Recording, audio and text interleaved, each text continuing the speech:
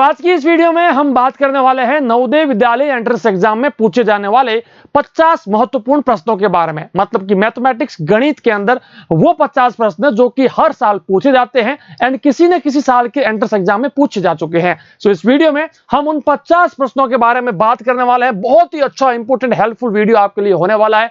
भाई कोई भी बीच में छोड़ करके नहीं जाएगा, वीडियो को पूरा देखना। जल्दी से बताओ, कमेंट सेक्शन में बताओ कौन कौन बच्चा इस वीडियो को पूरा देखने वाला है, क्योंकि नवोदय विद्यालय आपका इंतजार कर रहा है। ऐसी ही वीडियो आपको नवोदय विद्यालय में पहुंचा देगी। चलिए भाई, परीक्षा में जाने से पहले इन क्वेश्चंस को जरूर पढ़ लेना। जवाहर नवोदय विद्यालय एंट्रेंस एग्जाम की कोचिंग प्रिपरेशन प्रैक्टिस हमारे एंड्रॉइड एप्लीकेशन के ऊपर दी जाती है, जिसका लिंक आपको डिस्क्रिप्शन में मिल जाएगा, या फिर गूगल प्ले स्टोर के ऊपर जाकर सर्च कीजिए ऑलराउंडर बीएसएस ऐप को इंस्टॉल कीजिए एंड घर बैठे अपनी प्रैक्टिस या फिर प्रिपरेशन स्टार्ट कीजिए।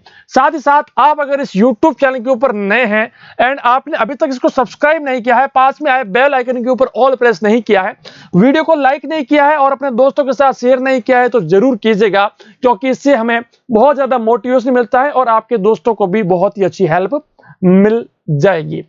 देखिए, मैं इस वीडियो में आपको 50 क्वेश्चन बताने वाला हूं।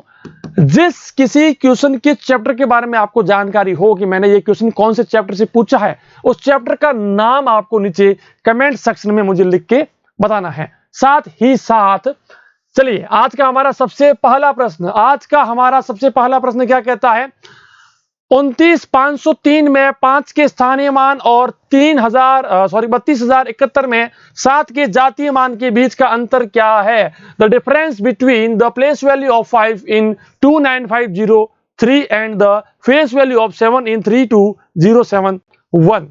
देखिए, जो प्लेस वैल्यू होता है, जो स्थानीय मान होता है, वो हमें किसका निकालना है? 5 का निकालना है। तो 5 का स्थानीय मान क्या होगा? 500। इसमें से 7 का जातीय मान क्या है? 7 खुद है। डिफरेंस निकालना है, मतलब कि 493 ए अपना एकदम सही उत्तर हो जाएगा। जिस किसी क्वेश्चन का उत्तर आपको आ रहा है भाई साहब, आप नीचे कमेंट सेक्शन में लिख के मुझे बता देना। बात करते हैं दूसरे प्रश्न के बारे में। क्या कहता है दूसरा प्रश्न? कि 3 घंटियां 12, 15 और 18 सेकंड के अंतराल में बजती हैं।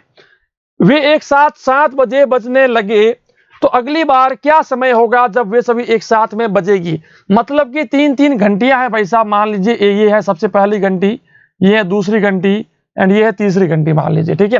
पहली घंटी हर 12 सेकंड के बाद बजती है, दूसरी घंटी हर 15 सेकंड के बाद, तीसरी घंटी हर 18 सेकंड के बाद बजती है। अब भाई साहब देखिए, जब ये साथ में बजती है ना, तो आप क्या कीजिए, 12, 15 और 18 इसका एलसीएम मतलब कि लसअप निकाल लीजिए। 2 का भाग दिया 9 आ गया, 2 का भाग दिया 9 आ गया, 3 का भाग दिया 3 आ गया, 3 का भाग दिया और 5 का 5 या 15, 45, 45 दूने 90 दूने 180, 180 सेकंड्स। मतलब कि इनका जो एलसीएम है लसअप, वो है 180 सेकंड। अब ये सारी की सारी घंटियां हर 180 सेकंड के बाद बजती है। अब ये 180 सेकंड है, 1 मिनट के अंदर 60 सेकंड्स होते हैं। तो भाई साहब 180 सेकंड जो है, इसके अंदर कितने मिनट होंगे? 3 मिनट। तो हर 3 मिनट के बाद ये घंटियां एक साथ फिर से बजती हैं। इस कारण से 7 बजे ये बजी थी, तो 3 मिनट के बाद फिर से बजेगी, मतलब कि 7:03 पर ये बजेगी, जो कि अपना उत्तर होगा बी, 7:03। चलिए भाई, बात करते हैं आज के हमारे तीसरे प्रश्न के बारे में। क्या कहता है नेक्स्ट हमारा क्वेश्चन? 2 अंकों की सबसे बड़ी अभाज्य संख्या कौन सी है? 2 अंकों की सबसे बड़ी अभाज्य संख्या कौन है बेटा? 97। याद कर लेना, 2 अंकों की सबसे बड़ी अभाज्य संख्या 97 है, क्योंकि 2 अंकों की सबसे बड़ी संख्या है 99, जिसके अंदर 3 का भाग जाता है। इस कारण से यह क्या है? एक भाज्य संख्या है, कंपोजिट नंबर है। इसी के बाद आता है 98, जिसके अंदर 2 का भाग जाता है। इस कारण से यह भी एक भाज्य संख्या है। इसके बाद आता है 97, जिसके अंदर किसी भी संख्या का भाग नहीं जाता, 97 और 1 को छोड़कर। इस कारण से इसको प्राइम नंबर या फिर अभाज्य संख्या कहा जाता है। चलिए भाई, डी अपना उत्तर हो गया। बात करते हैं आज के हमारे चौथे महत्वपूर्ण प्रश्न के बारे में। जिस किसी बच्चे को उत्तर आ रहा है भाई साहब, जल्दी से बता दो, निम्नलिखित में से कौन 3.65 के बराबर है? भाई साहब 3.65 की बात हो रही है। अब इसको अपन लोग 100% के साथ अगर निकालते हैं तो उसको 100 से मल्टीप्लाई करते हैं, 365% ये हो जाएगा, जो कि अपना उत्तर है सी। सी अपना एकदम सही उत्तर हो जाता है। क्या बात? चलिए भाई बात करते हैं पांचवें प्रश्न के बारे में। 0.025 को 5 से विभाजित किया जाता है तो भागफल क्या आएगा? When we divide 0.025 by 5, the quotient will be so 0.025 divided by 5। ठीक है भाई, अब ये पॉइंट उठकर यहाँ आएगा तो यहाँ 0 आएगा, फिर से यहाँ आएगा 0 आएगा, फिर से पीछे जाएगा तो एक 0 और आएगा। तो बेटा क्या आएगा? 25 बट्टा में 5000। अब 25 से कम 25, 25 दूने 50, मतलब कि 1 बट्टा में 200। अब भाई साहब 1 के अंदर 200 का भाग देना है। सबसे पहले भाग देने की कोशिश की, नहीं गया, पॉइंट लगा लिया, 0 लगाया, फिर से कोशिश किया, नहीं गया, 0 लगाया, 0 लगाया, फिर से नहीं जाएगा, 0 लगाकर यहाँ 0 लगाया। अब 200 का भाग जा रहा है 5 बार, तो क्या आ गया उत्तर? 0.005। 0.005 बी अपना एकदम सही उत्तर हो जाता है। बेटा किस किस को समझ में आ गया ये क्वेश्चन? चलिए हम लोग बात करते हैं आज के हमारे नेक्स्ट क्वेश्चन के बारे में, छठे प्रश्न के बारे में। यदि 100 आदमी 100 दिन में 100 काम पूरा करते हैं तो एक आदमी एक काम को कितने दिन में पूरा कर सकता है? बहुत ही अच्छा प्रश्न है, इसमें घबराने की जरूरत नहीं है। देखिए मान लीजिए 100 आदमी हैं, 100 आदमी, ठीक है, 100 आदमी 100 जूते बनाते हैं, 100 जूते बनाते हैं 100 दिन में, ठीक है, ये आप याद कीजिए। 100 आदमी 100 जूते 100 दिन में बनाते हैं। तो अब आपको यहां से क्या समझ में आ रहा है कि एक आदमी यही 100 जूते 100 इंटू 100 दिन में बनाएगा कि नहीं बनाएगा? ये आपको समझ में आया? क्योंकि 100 आदमी 100 जूते 100 दिन में बना रहे हैं, तो एक आदमी वही 100 जूते 100 इंटू 100 दिन में बनाएगा। ठीक है, अगर इसके बाद हम लोग बात करें, वही एक आदमी एक जूता कितने दिन में बनाएगा? यदि 100 जूते इतने दिन में बनाता है तो एक जूता बनाएगा 100 इंटू 100 बट्टा में 100 आ जाएगा, तो 100 से 100 कैंसिल, तो 100 दिन के अंदर। तो बेटा अपना आंसर आ जाएगा बी, एकदम सही उत्तर है कि यदि 100 आदमी 100 दिन में 100 जूते बनाते हैं, 100 काम करते हैं, तो एक आदमी एक काम को, मतलब कि एक जूते को 100 दिन में बनाएगा। ठीक है भाई, तो ये अपना एकदम सही उत्तर हो जाता है। चलिए हम लोग बात करते हैं 7वें प्रश्न के बारे में। महेश ने 12,050 रुपए की राशि साधारण ब्याज पर निवेश की, उसे 2 वर्ष के अंत में 13,496 रुपए की राशि मिली। उसने किस ब्याज दर के ऊपर निवेश किया था? चलिए बहुत ही अच्छा क्वेश्चन है। Mahesh invested an amount of 12,050 at a simple interest. He got an amount of 13,496 at the end of 2 year. At what rate of interest did he invest? चलिए हम लोग इस क्वेश्चन को सॉल्व करते हैं। उसको मिला है 13,496 रुपए, उसने लगाए थे 12,050 रुपए। तो भाई साहब 13,496 में से 12,050 रुपए को माइनस कर दीजिए। माइनस करने के बाद मुझे क्या मिलेगा? 46, यहां पर मिल गया है ना भाई, 46 4 एंड 1 1446 रुपीज। ठीक है, तो ये उसका हो गया इंटरेस्ट, मतलब कि साधारण ब्याज उसका हो गया 1446, ये हो गया उसका साधारण ब्याज। अब उसने 2 साल के लिए लिया था। चलिए भाई साहब समय हो गया अपना 2 साल का, 2 वर्ष का अपने पास समय हो गया। अब मेरे पास मूलधन जो है वो है 12,050 रुपए। अब ये पूछ रहा है कि भाई साहब रेट ऑफ इंटरेस्ट क्या थी? तो भाई साहब रेट ऑफ इंटरेस्ट जो होती है दर, वो निकालने का फॉर्मूला क्या कहता है? साधारण ब्याज गुणा में 100 बट्टा में मूलधन गुणा में समय, ये होता है दर निकालने का फॉर्मूला, रेट ऑफ इंटरेस्ट निकालने का फॉर्मूला। चलिए भाई रेट ऑफ इंटरेस्ट निकालते हैं। साधारण ब्याज हो गया मेरे पास 1446, इंटू में आ गया 100, है ना, एंड नीचे आ गया मूलधन मेरे पास आ गया 12,050 रुपए, एंड इंटू में मेरे पास मिल जाएगा समय है मेरे पास 2 साल का। ठीक है भाई, चलिए अब 0 से 0 कैंसिल, ओके, एंड 2 एकम 2, 2 पंजे 10 आ गया। चलिए अभी 5 एकम 5, 5 दूने 10, है ना, एंड 5 चौक 20 एंड 5 एकम 5, 241। ठीक है, अब 1446 के अंदर जब हम 241 का भाग देते हैं तो 6 बार भाग जाएगा। कितनी बार भाग जाएगा? 6 बार भाग जाएगा। सो 6% पर ईयर, 6% वार्षिक, अपना बी एकदम सही उत्तर हो जाता है। बेटा समझ में आया क्या? बहुत ही अच्छा ये आपका चैप्टर भी है, प्रश्न भी है, क्योंकि 3 चैप्टर तो याद कर लो भाई साहब, प्रतिशत, लाभ और हानि, एंड एक है आपका साधारण ब्याज। ये तीनों चैप्टर तो बहुत ज्यादा इंपोर्टेंट की कैटेगरी में आते हैं। चलिए 8वें प्रश्न के बारे में बात करते हैं। चलिए जल्दी से इसका उत्तर बताइए भाई। जल्दी से उत्तर बताइए। प्रथम 6 सम संख्या के गुणनफल का इकाई अंक है। पहली the unit digit of product of first 6 even numbers.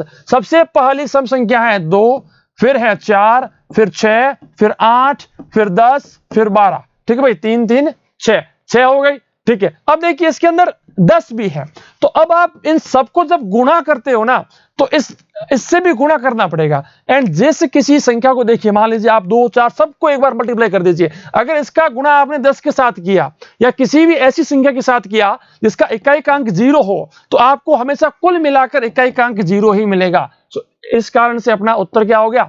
सी अपना एकदम सही उत्तर हो जाता है। चलिए भाई, बात करते हैं आज के हमारे 9वें प्रश्न के बारे में, 9th नंबर क्वेश्चन के बारे में। यदि वर्ग की प्रत्येक भुजा को 3 गुना कर दिया जाए तो उसका परिमाप होगा। देखिए भाई साहब, इस चीज को हमेशा ध्यान रखो, वर्ग जो होता है स्क्वायर, उसका परिमाप होता है 4 इंटू में भुजा।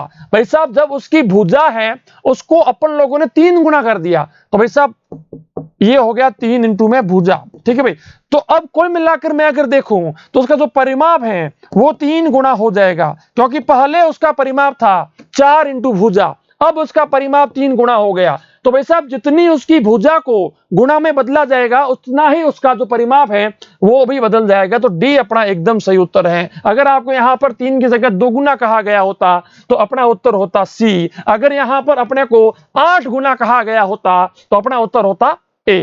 ठीक है भाई, समझ में आया? चलिए हम लोग बात करते हैं 10वें प्रश्न के बारे में। आप इस क्वेश्चन में एक चीज ध्यान रखना, यहां पर हमें परिमाप का पूछा गया है। अगर क्षेत्रफल का पूछा गया होता कि उसके क्षेत्रफल के ऊपर कितना फर्क पड़ेगा, तो वैसे क्षेत्रफल के ऊपर सीधा 3 इंटू में 3 हो जाता, मतलब कि 9 गुना सीधा फर्क पड़ जाता। ठीक है भाई, चलिए बात करते हैं आज के हमारे नेक्स्ट प्रश्न के बारे में। एक परीक्षा में ऋषभ ने गार्गी से 18 अंक अधिक प्राप्त किए, मिठाई को गार्गी से 10 अंक कम मिले। यदि तीनों ने कोई मिलाकर 161 अंक लिए हैं तो मिठाई ने कितने अंक प्राप्त किए हैं? मान लीजिए गार्गी जो है, गार्गी है ना भाई, गार्गी का हम लोग मान लेते हैं कि भाई साहब गार्गी को मिला है x अंक। ठीक है, अब अगर गार्गी को मिला है x तो ऋषभ को कितना मिला भाई? चलिए मैं इसको है ना इस प्रकार से लिखता हूं, गार्गी को मिला है x, ऋषभ को मिला है 18 अंक ज्यादा, तो x प्लस 18, एंड मिठाई जो है, मिठाई को मिले हैं 10 अंक लेस, तो भाई साहब x माइनस 10 आ गया। ये अपना एक प्रकार से पोर्टफोलियो बन गया। अब इसके अंदर क्या कह रहा है कि कुल मिलाकर 161 अंक मिले हैं। कहने का मतलब आप समझिए, क्वेश्चन की भावना को समझिए भाई साहब। देखिए G plus R plus M, यानी कि तीनों को कुल मिलाकर 161 अंक प्राप्त हुए हैं। अब अगर तीनों को कुल मिलाकर 161 अंक प्राप्त हुए हैं तो भाई साहब गार्गी के पास थे x, इसके पास थे x प्लस 18 और इसके पास थे x माइनस 10। कुल मिलाकर मेरा 161 161 होना चाहिए। x और x इन सबको जोड़ दीजिए, 3x ये आ गया, 18 में से 10 गए, 8 बच गया, सामने 161 है भाई साहब। चलिए हम इसको और सॉल्व करते हैं। 3x इज इक्वल टू 161 में से 8 को यहां पर माइनस कर दीजिए। सो x बराबर क्या आ जाएगा? 161 में से जब मैं 8 को घटाता हूं सो 153 आता है। 153 आएगा, चेक कर लीजिए एक बार। 853, ठीक है।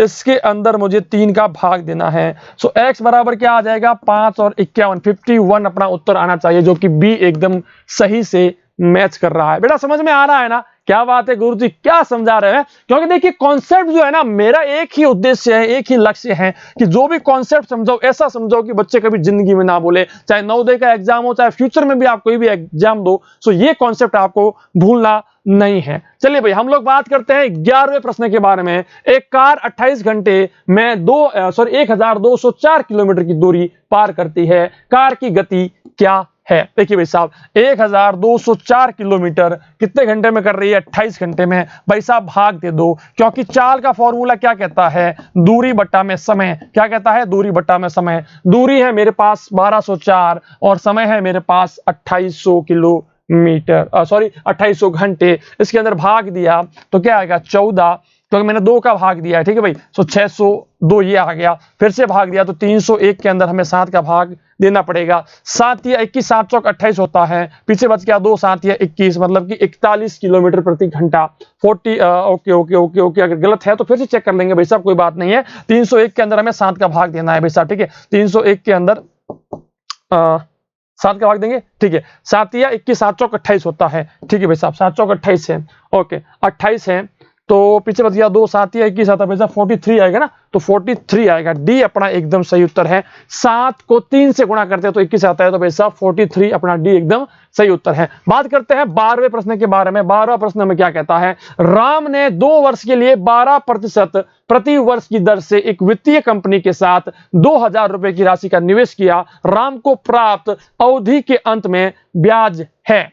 देखिए, Ram invested a sum of 2000 with a financing company at 12% per annum for 2 years. The interest at the end of the period received by the Ram is, Ram को कुल मिलाकर कितना ब्याज प्राप्त हुआ है? साधारण ब्याज प्राप्त हुआ है। भाई साहब देखिए, राम ने जो है 2000 रुपए वहां पर इन्वेस्ट किए थे, ठीक है। सो भाई 2000 रुपए अपना प्रिंसिपल हो गया, मतलब कि मूलधन हो गया, मूलधन हो गया मेरे पास 2000 रुपए। दर, रेट ऑफ इंटरेस्ट जो है वो है 12% वार्षिक, ठीक है भाई साहब, 12% वार्षिक।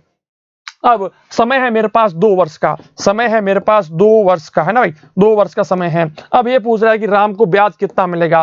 भाई साहब साधारण ब्याज जो होता है ना, साधारण ब्याज सिंपल इंटरेस्ट, उसका फॉर्मूला होता है PRT अपॉन में 100, मतलब कि मूलधन गुणा समय गुणा दर बट्टा में आ जाएगा 100, ठीक है भाई साहब। मूलधन है मेरे पास 2000 रुपए, ठीक है, मूलधन है मेरे पास 2000 रुपए, समय है मेरे पास 2 वर्ष का, दर है मेरे पास 12% की, बटा में आ जाएगा 100। 0 से 0 भाई साहब कैंसिल हो गया, ठीक है भाई। अब यहां पर बच गया 20, 20 को 2 से गुणा किया तो भाई साहब 40 आ गया। 40 को 12 से गुणा किया, 12 चौक 48, है ना भाई, 48 यानी कि 480 रुपए का उसको ब्याज प्राप्त हो गया। सी अपना एकदम सही उत्तर है। बेटा समझ में आ रहा है क्या? इसी प्रकार से हमें नेक्स्ट क्वेश्चन भी सॉल्व करने हैं। जल्दी से इसका उत्तर बताओ। हम अभी इस प्रश्न को भी सॉल्व करते हैं। ये प्रश्न हमें क्या कहता है, एक सोने का ब्रेसलेट 14,500 रुपए में 20% की हानि के ऊपर बेचा गया। सोने के कंगन का क्रय मूल्य मतलब कि लागत मूल्य क्या है? चलिए भाई साहब, 20% की हानि हुई है। मान लीजिए उसका लागत मूल्य 100% था, अब 20% की तो भाई साहब मुझे हानि हो गई, 80% के ऊपर उसको बेचा गया है, ठीक है बेटा। 100% कुल मिलाकर थे, 20% की हानि हो गई, 80% के ऊपर उसको बेचा गया है। अब भाई साहब 80% बराबर कितना है? 14,500 रुपए, ठीक है भाई साहब, 14,500 रुपए। ये मुझसे क्या पूछ रहा है, लागत मूल्य क्या था? भाई साहब लागत मूल्य हमेशा 100% होता है। चलिए भाई साहब, सबसे पहले हम 1% का वैल्यू निकालते हैं कि भाई साहब 1% का वैल्यू क्या होगा। अगर 80% बराबर इतना है तो 1% बराबर कितना आ जाएगा? 14,500 बट्टा में 80, ठीक है भाई। अगर 1% बराबर इतना है तो 100% बराबर 100 से मल्टीप्लाई कर दीजिए, 0 से 0 कैंसिल। अब इसको हम लोग काटते हैं 2 से तो 4 आ गया, 2 से काटा तो 5 आ गया, ठीक है भाई साहब। चलिए 2 से काटते हैं, 2 आ गया, 7 आ गया, 2 आ गया एंड 5 0, है ना। तो 7250 यहां पर आ गया, 7250 इंटू में वहां पर आ गया 5 बट्टा में आ गया 2, 2 से फिर से काटा तो यहां पर आ गया 3, यहां पर आ गया 6, यहां पर आ गया 2 एंड यहां पर आ गया 5, ठीक है भाई, 36, ठीक है। अब अपन लोग क्या करते हैं, 36 25 को 5 के साथ गुणा कर लेते हैं। 5 25 का 5 आ गया, ऊपर लग गया 2, 5 दूने 10, 2 12 का 2 आ गया, लगी 1, 6 30 और 31 का 1 ऊपर लग गया 3, 5 या 15 और 3 18, 18,125 रुपए, जो कि अपना ए एकदम सही उत्तर है। भाई साहब कुछ नहीं है, सिंपल सा कैलकुलेशन है। अगर आपने कैलकुलेशन में मात खा ली तो भी एग्जाम में भी मात खाओगे, पास नहीं कर पाओगे, ठीक है। मेथड मैंने आपको बता दी, मेथड कोई भी आपको बता देगा, बस कैलकुलेशन के बारे में थोड़ा सा ध्यान रखना।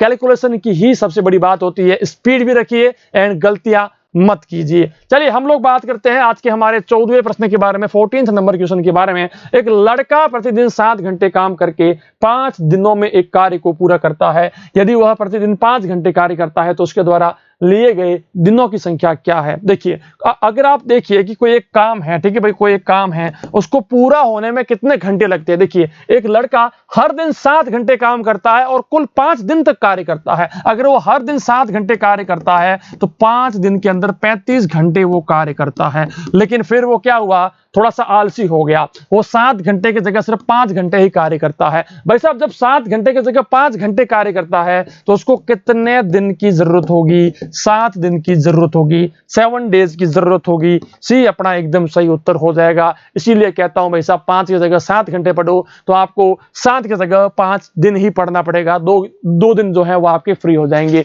चलिए भाई बात करते हैं 15वें दिन के बारे में, सॉरी 15वें प्रश्न के बारे में। क्या कहता है, वह सबसे बड़ी संख्या है जिससे 136 261 को विभाजित करने पर 4 और 3 शेषफल में मिल जाए। मतलब कि एक ऐसी संख्या हमें ढूंढनी है जिसका भाग 136 में देने पर हमें 4 मिले शेषफल के रूप में, एंड इसके अंदर देने पर 3 मिले शेषफल के रूप में। तो ऐसे क्वेश्चंस को सॉल्व करने के लिए सबसे पहले 136 में से 4 को माइनस कर दीजिए एंड 261 में से 3 को माइनस कर दीजिए।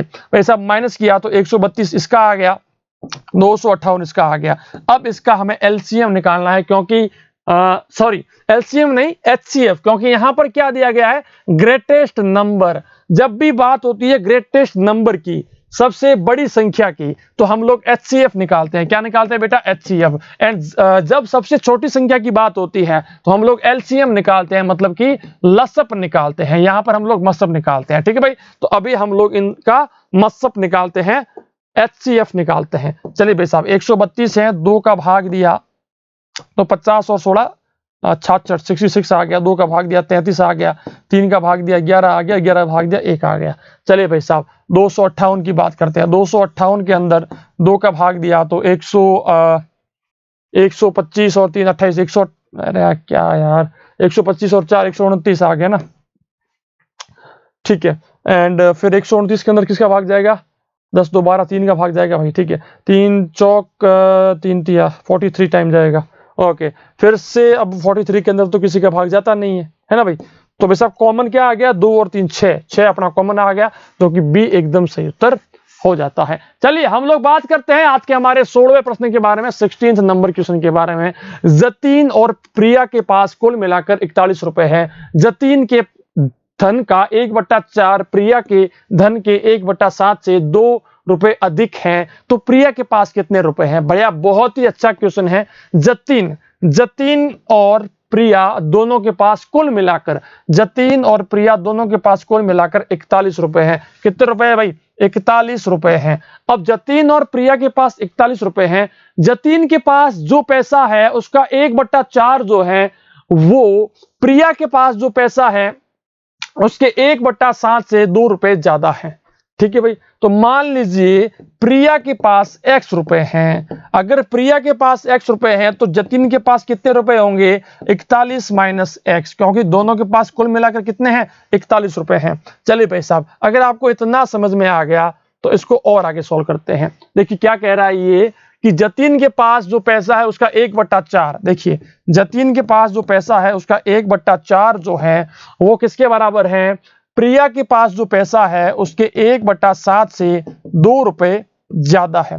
ये अपने को क्वेश्चन ने कह दिया है। भाई साहब अब इस चीज को समझिए, जतीन के पास कुल कितना पैसा है, 1/4 एंड 41 माइनस x रुपए जतीन के पास है। प्रिया के पास अगर मैं बात करता हूं तो प्रिया के पास भाई साहब x रुपए हैं, एंड इसी के साथ मुझे 2 को जोड़ना है। चलिए भाई साहब अगर इतना आपको समझ में आ गया तो इसको और आगे सॉल्व करते हैं। यहां पर क्या आएगा, 41/4 minus x/4 is equal to x/7 के साथ 2 हमें जोड़ना है। चलिए भाई साहब अगर इतना आपको समझ में आ गया, देखिए यहां पर भी x है, देखिए मैं आपको समझाता हूं, यहां पर भी x है, यहां पर भी x है, तो x को एक साइड ले आओ, बाकियों को एक साइड लेकर के जाओ। चलिए मैं इसको उस साइड लेके जाता हूं और इसको यहां पर लेके आता हूं। चलिए सो 41/4 माइनस का 2 आ जाएगा, एंड ये इक्वल में जाएगा x+7, वहां जाकर के पॉजिटिव का x+4 बन जाएगा। चलिए भाई साहब सिंपल सी कैलकुलेशन है, बस कैलकुलेशन में मिस्टेक नहीं चाहिए। इसका नीचे हमने 1 माना, एलसीएम आ गया 4 का भाग दिया सो 41 आ गया, माइनस में 4 दूने 8 आ गया, इक्वल में क्या आ गया भाई साहब 7 चौक 28 आ गया, 7 यहाँ पर आ गया 4x और 7x, ठीक है भाई साहब। चलिए अब इसको और आगे सोल्व करते हैं। 41 में से 8 गया, पीछे क्या बच गया भाई 33/4 है ना भाई, 33/4 is equal to 13 x upon में 28, 4 एकम 4, 7 चौक 28। ठीक है भाई, तो क्या आ गया 13x is equal to 33 into में 7, क्योंकि 7 ने इसके साथ मल्टीप्लाई किया, इसने इसके साथ मल्टीप्लाई किया। सो x इज इक्वल टू क्या आ गया 33 इंटू 7 अपॉन में 13। ठीक है भाई, ये अपना x का वैल्यू आएगा। चलिए हम लोग कहते हैं 7 या 21 का 1 ऊपर लगा 2, 7 या 21 और 2 23, है ना, 7 या 21 और 2 23। ठीक है, अब 231 के अंदर 13 का भाग दीजिए, 13 एकम 13, पीछे बच गया 101, 13 का 13, 13 2 26, 13 3 39, 13 चौका 52, 13 पंजे 65, 13 संग 78, 13 7 91, 13 104। इसका मतलब कहीं ना कहीं गलती हो गई भाई साहब। ठीक है, गलती हो चुकी है क्योंकि अपना उत्तर सही से नहीं आ रहा है, इस कारण से गलती हुई है। यहां पर फिर से चेक करते हैं, ये देखिए यहां पर 13 नहीं 11 आएगा। क्या आएगा 11 आएगा, मैंने यहीं पर गलती कर दी है। ठीक है भाई, चलिए 48 33 बट्टा में 4 इज इक्वल टू 11x बट्टा में 28, यहां पर आ गया 7, तो क्या आ गया भाई 33 इंटू में 7 इज इक्वल टू 11x। तो x बराबर में क्या आ जाएगा 33 इंटू में 7 बट्टा में 11, 3 ये आ गया, 7 या 21 अपना सही उत्तर होना चाहिए। देखिए थोड़ी बहुत मिस्टेक हो जाती है, लेकिन मिस्टेक को भांप लेना, सही से पढ़ देना कि भाई साहब कहां आखिर गलती हो चुकी है। इस कारण से 21 अपना एकदम सही उत्तर है जो कि अपने से पूछा गया था। चलिए हम लोग बात करते हैं आज के हमारे 17वें प्रश्न के बारे में। क्या कहता है 17वां प्रश्न, 3.6 मीटर गुणा 4.6 मीटर आकार के फर्श को बिछाने के लिए कितनी 15 सेंटीमीटर वर्ग वाली टाइलों की जरूरत होगी। ये स्क्वायर में है बेटा, इस चीज के बारे में ध्यान रखना, जिसकी साइज है 15 सेंटीमीटर और पूरा का पूरा जो फर्श है वो कितना है भाई साहब, वो है 3.6 मीटर। भाई साहब 1 मीटर जो होता है उसके अंदर 100 सेंटीमीटर होते हैं, तो 3.6 मीटर के अंदर आपके पास कितने सेंटीमीटर होंगे भाई साहब, इसके अंदर होंगे 360 सेंटीमीटर। 360 सेंटीमीटर का भाई साहब ये हो गया, एंड 450 सेंटीमीटर का ये हो गया। सो 360 इंटू 450 सेंटीमीटर वर्ग, ये अपना कुल मिलाकर फर्श का क्षेत्रफल हो गया। इसके अंदर अपने को ये स्क्वायर जो है इसका भाग दे देना है, इसके क्षेत्रफल का भाग दे देना है। तो 360 बट्टा में 450 बट्टा में 15 इंटू में 15। क्यों आ गया 15 इंटू में 15, क्योंकि एक वर्ग जो होता है, एक जो स्क्वायर होता है उसका क्षेत्रफल होता है भुजा का वर्ग। क्या होता है, भुजा का वर्ग। अब मेरे पास भुजा है 15, तो 15 इंटू 15 इसका क्षेत्रफल हो गया। क्षेत्रफल का भाग दीजिए भाई साहब, देखिए 15 का 15, 15 3 45। ठीक है भाई, ये आ गया। ओके, तो 15 के 15, 15 30, 2 ये आ गया। ठीक है भाई साहब, तो 360 इंटू में 2 आ गया, मतलब कि 720 अपना उत्तर आना चाहिए, जो कि ए एकदम मैच कर रहा है। क्योंकि मैं बहुत ज्यादा फास्ट आपको बता रहा हूं, अगर आपको समझ में नहीं आ रहा तो वीडियो को एक बार फिर से देख लेना, आपको समझ में जरूर आ जाएगा। चलिए 18वें प्रश्न के बारे में बात करते हैं। 300 पर 6% प्रति वर्ष की दर से 2.5 वर्ष में साधारण ब्याज कितना होगा। देखिए मूलधन जो है वो अपने पास 300 रुपए दिया गया है, मूलधन मेरे पास दिया गया है 300 रुपए, दर रेट ऑफ इंटरेस्ट जो मुझे दी गई है वो दी गई है 6%, एंड समय मुझे दिया गया है 2.5 ईयर। ठीक है, साधारण ब्याज क्या कहता है, मूलधन गुणा समय गुणा दर बट्टा में 100। मूलधन है मेरे पास 300, समय है मेरे पास 2.5 वर्ष, दर है मेरे पास 6%, बट्टा में आ जाएगा 100। जीरो से जीरो कैंसिल, जब आप 2.5 को 3 से मल्टीप्लाई करते हैं तो 7.5 आएगा। 7.5 को 6 के साथ मल्टीप्लाई कीजिए, 6 पंजे की 30 आता है, 7 तो 7 संग 42 और 3 45 आता है। तो भाई साहब 45 रुपए का यहाँ पर जो है क्या हो गया, ब्याज हो गया। सो 45 रुपीज अपना एकदम सही उत्तर है। चलिए भाई बात करते हैं आज के हमारे 19वें प्रश्न के बारे में। एक व्यक्ति एक पुस्तक 85 रुपए में खरीदता है और उसे 98.60 रुपए में बेच देता है, उसका लाभ प्रतिशत कितना है। भाई साहब 98.60 माइनस 85 रुपए, तो 13.60 रुपए का उसको कुल मिलाकर फायदा होता है। अब ऐसा 13.60 रुपए का फायदा हो गया, एंड उसने 85 रुपए में उसको खरीदा था, इंटू में कर दीजिए 100। ठीक है भाई, चलिए तो 5 से इसको काटा, 5 एकम 5, एंड 5 7 35, एंड 5 से इसको काटा तो 20 आ गया। चलिए भाई साहब अब मेरे पास क्या बच रहा है, 13.6 इंटू में 20 बट्टा में 17। चलिए अभी इसको सॉल्व करते हैं। 7 चौक 28, 7 5 35, 7 संग 42, 7 7 56, 8 56 आता है। 17 के 17, 17 दो 34, 17 तीन 51, 17 चौका 68, 17 पंचो 85, 17 संग 102, 17 साता 119, 17 आठा 136, 17 8 है ना। सो 0.8 ये आ गया। 8 दूनी 16, सो भाई 16%, 16% सी अपना एकदम सही उत्तर हो जाता है। 16% की यहां पर बढ़ोतरी हो गई। चले भाई 20वें प्रश्न के बारे में बात करते हैं। यदि विक्रय मूल्य को दुगुना कर दिया जाए तो लाभ 3 गुना हो जाता है, इसलिए लाभ का प्रतिशत कितना है। देखिए विक्रय मूल्य मतलब क्या होता है, सेलिंग प्राइस। सेलिंग प्राइस जो होता है वो क्या होता है, सीपी के अंदर प्रॉफिट को जोड़ दीजिए, मतलब कि विक्रय मूल्य बराबर होता है लागत मूल्य के अंदर लाभ को जोड़ दीजिए। लेकिन क्वेश्चन क्या कह रहा है कि यदि विक्रय मूल्य को दोगुना कर दिया जाए, विक्रय मूल्य को दोगुना कर दिया जाए तो लाभ जो है वो 3 गुना हो जाएगा। लाभ कितना हो जाएगा, 3 गुना लाभ हो जाएगा। तो भाई साहब मैं यहां पर क्या करता हूं, ये जो सीपी है, इस सीपी की जगह पर मैं कुछ लिखता हूं। क्या लिखूंगा, देखिए कॉस्ट प्राइस जो होता है लागत मूल्य, वो होता है एसपी माइनस प्रॉफिट, यानी कि विक्रय मूल्य में से लाभ को घटा दो। तो भाई साहब इस सीपी की जगह पर मैं इसको लिख देता हूं। चलिए तो क्या मिलेगा, 2SP is equal to SP minus P plus 3P।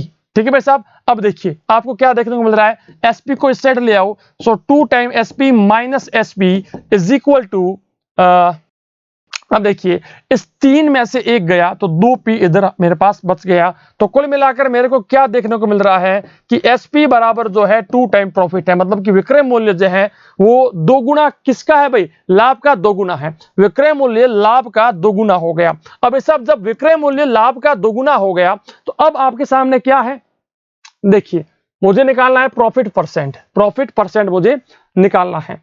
तो अब आप देखिए कि प्रॉफिट परसेंट क्या होता है, प्रॉफिट परसेंट मतलब कि लाभ का प्रतिशत होता है लाभ बट्टा में लागत मूल्य इनटू में 100, ये होता है ना। क्या होता है, प्रॉफिट अपॉन में सीपी मल्टीप्लाइड बाई 100। चलिए अब भाई साहब मेरे पास जो प्रॉफिट है, जो लाभ है वो तो लाभ है, लेकिन सीपी जो है ना कॉस्ट प्राइस।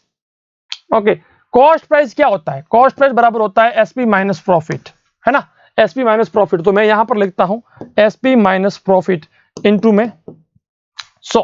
लेकिन अब आपको यहां पर देखने को मिल रहा होगा कि एसपी बराबर कितना है, 2 टाइम प्रॉफिट है, यानी कि विक्रय मूल्य जो है वो लाभ का 2 गुना है। चलिए तो मैं यहां पर विक्रय मूल्य की जगह पर लाभ का 2 गुना यहां पर लिख देता हूं। तो मुझे क्या मिलेगा, प्रॉफिट अपॉन में 2P माइनस P इंटू में 100। कुल मिलाकर मुझे क्या मिलेगा, P अपॉन में P इंटू में 100। P से P कैंसिल हो गया तो 100%। तो वैसा प्रॉफिट मतलब कि लाभ हो गया मेरा 100%, 100% मेरा यहां पर लाभ हो जाता है, जो कि ऑप्शन नंबर बी मेरा एकदम सही उत्तर हो जाता है। चलिए हम लोग बात करते हैं आज के हमारे 21वें प्रश्न के बारे में। क्या कहता है 21वां प्रश्न, एक दर्जन पेंसिल को 30 रुपए के मूल्य पर बेचने पर दुकानदार को 10 रुपए का लाभ होता है, उसके लाभ का प्रतिशत क्या है।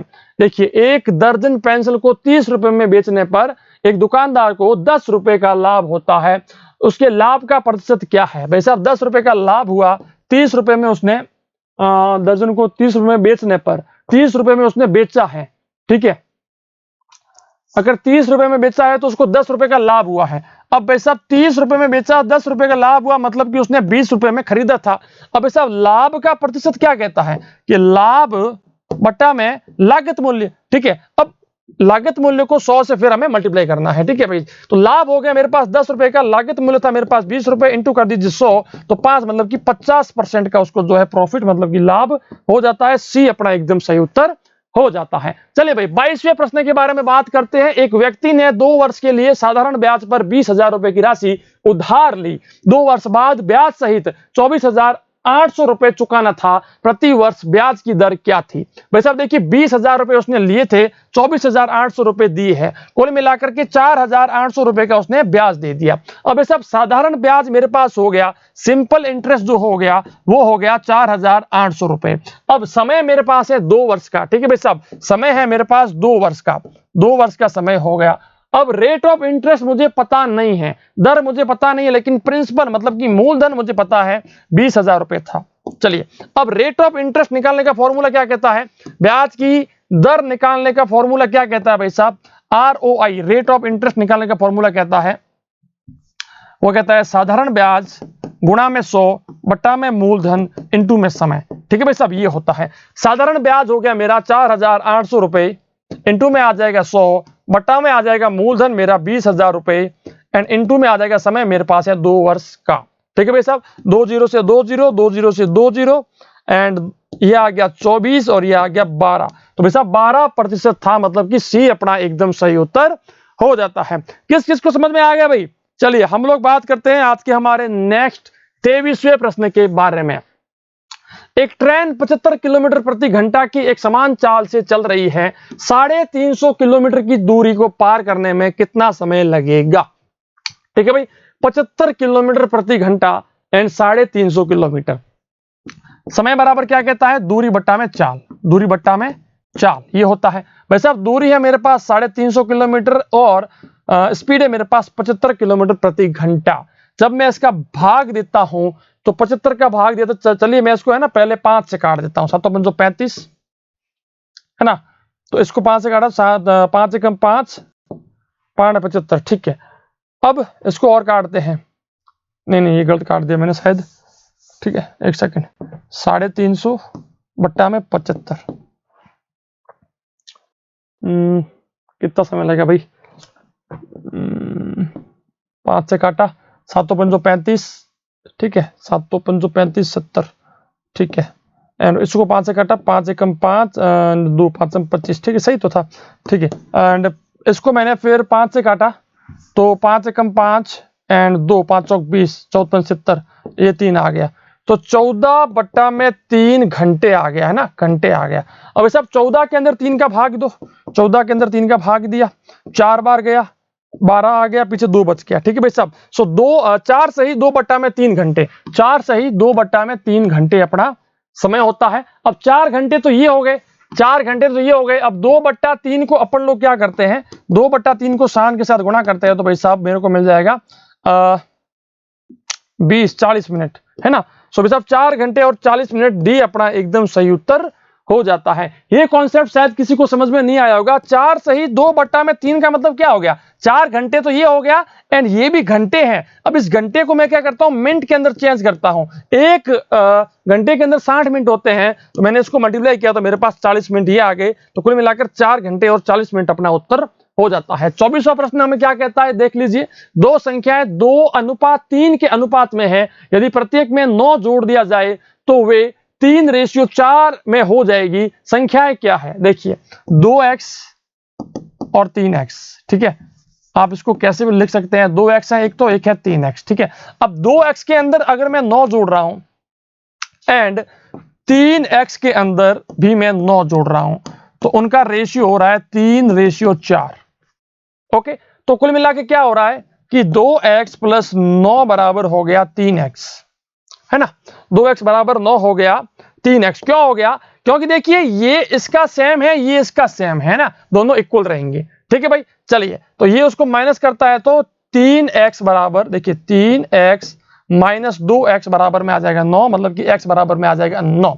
अब साहब दोनों संख्याएं क्या है, एक तो है 2x मतलब कि 2 इंटू में 9, एक संख्या होगी 18, एक है 3x मतलब कि 3 इंटू में 9 मतलब कि 27। सो 18 और 27 दोनों ये संख्याएं होगी, बी अपना एकदम सही उत्तर हो जाता है। चलिए भाई बात करते हैं आज के हमारे 25वें प्रश्न के बारे में। द वैल्यू ऑफ दिस, इसका मान क्या होगा, ये अपने से पूछा गया है। 81 का वर्गमूल होता है 9, 6 का होता है 36 का होता है 6, बट्टा में करना है 121 का होता है 11, -8 8 64। ठीक है भाई, तो सबसे पहले 6 के अंदर 11 का भाग देना पड़ेगा।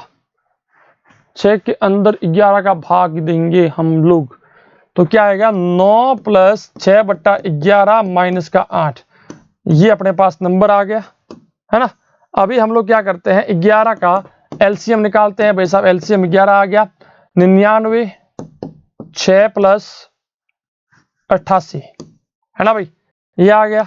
जोड़ते हैं सबको, ये आ गया 187, 187 और 6 193, है ना, बट्टा में कर देंगे 11। अब 11 कम 11, 11 2 22 आ गया, मतलब 11 कम 11 आ गया, एक बार भाग गया, तो कुल मिलाकर कोई सॉल्यूशन नहीं मिल रहा है, मतलब कि क्वेश्चन पूरा का पूरा मुझे तो गलत ही दिख रहा है भाई साहब, ये तो है ना, क्वेश्चन पूरा का पूरा गलत ही दिख रहा है, कहीं ना कहीं कोई मिस्टेक हो रखी है इस क्वेश्चन के अंदर। देखिए 9 ये आ गया, 6 36 आता है, तो 6 बट्टा में 11 का 121, 11 आ गया, माइनस में आ गया 8 8 64। ठीक है भाई साहब, इसको अगर हम लोग काट भी देते हैं मान लीजिए तो एक ये आ गया, सो एक 1+6 बट्टा 11, 11 का भाग दिया, नहीं आएगा, इसका कोई यहां पर उत्तर नहीं है भाई साहब, ये पूरा का पूरा क्वेश्चन ही गलत है, बोनस मार्क आपको मिल जाएगा भाई साहब। चलिए हम बात करते हैं 26वें प्रश्न के बारे में। 26वां प्रश्न क्या कहता है, एक आयत का क्षेत्रफल ज्ञात कीजिए जिसकी लंबाई 18 सेंटीमीटर है और चौड़ाई 7.5 सेंटीमीटर है। भाई साहब क्षेत्रफल निकालने का फॉर्मूला क्या कहता है, लंबाई इंटू चौड़ाई, तो लंबाई इंटू में चौड़ाई हम लोग निकाल देते हैं।